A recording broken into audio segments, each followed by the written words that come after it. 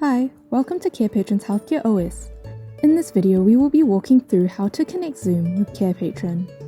In this video, you will learn how to connect Zoom with Carepatron, set up an appointment for Zoom, disconnect Zoom from Carepatron, remove Carepatron as an app completely from your Zoom account. Firstly, to connect Zoom with Carepatron, navigate to Settings and select the Connected Apps tab. Click Connect on the Zoom tile.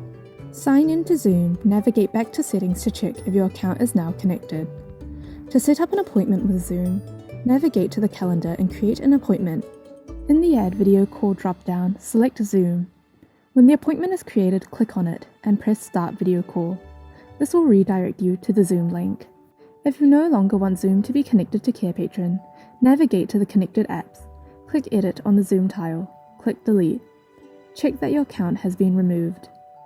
To remove Carepatron as an app completely from your Zoom account, log in to your Zoom account and navigate to the Zoom App Marketplace. Click Manage and go to Installed Apps. Search for the Carepatron app. Click Uninstall. You have now connected your Zoom.